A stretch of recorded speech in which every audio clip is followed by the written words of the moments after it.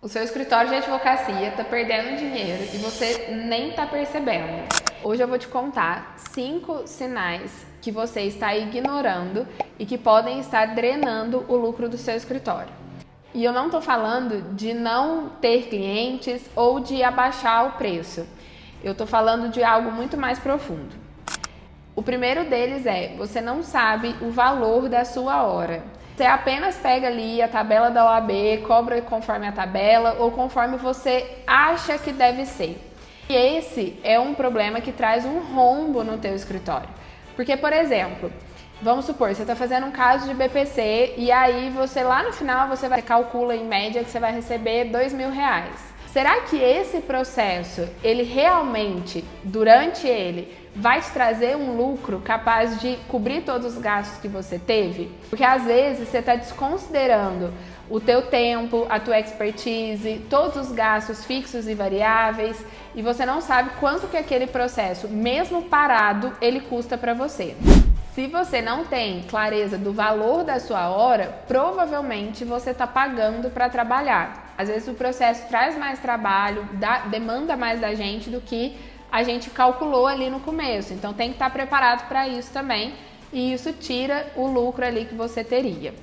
Um outro sinal é você trabalhar com uma demanda que traz um retorno emocional, mas que não traz um retorno financeiro para o teu escritório. Às vezes você pode amar aquela área, gostar muito de trabalhar com ela, mas seja na tua região ou ali com os clientes que você tem, você não consegue ter um retorno quanto a isso.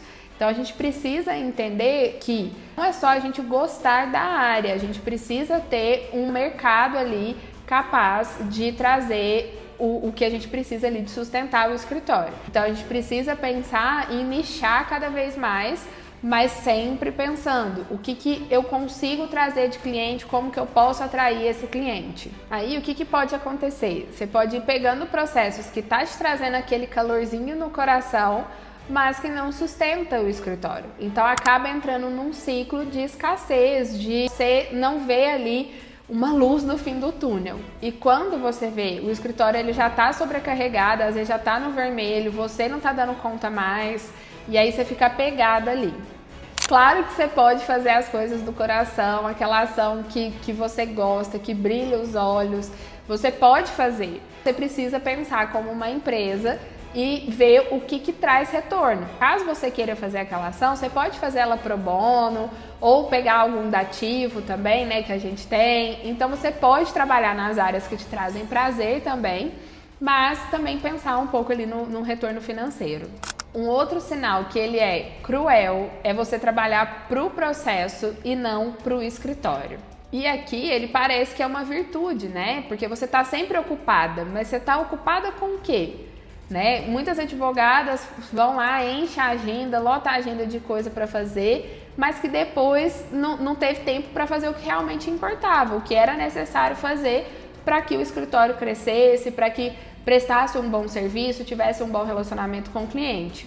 E às vezes, o que a gente vê também, o que eu vejo aqui no dia a dia, é que a advogada está muito presa em peticionar, despachar, fazer audiência, pensar ali na melhor estratégia e acaba esquecendo que a gente precisa ter um tempo para fazer a gestão e pensar de forma estratégica no escritório, porque senão a gente está trabalhando para aquele processo ali e o escritório é apenas uma consequência. Se você não para analisar a tua tabela de honorários, a que você fez para o teu escritório, né? Se você não para pensar nisso, não para pensar nos contratos, no que traz prejuízo ou no que está dando certo, você acaba virando funcionária do teu escritório.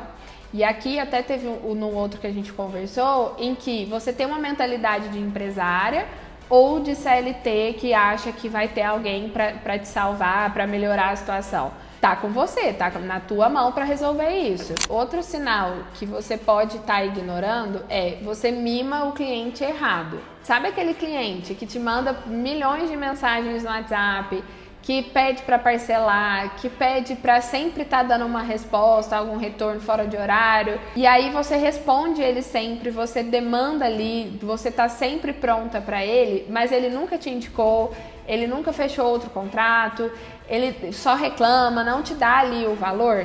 E aí você tá lá, mimando ele, entregando tudo, enquanto tem outro que às vezes não está sempre ali mandando mensagem, mas ele te indica sempre.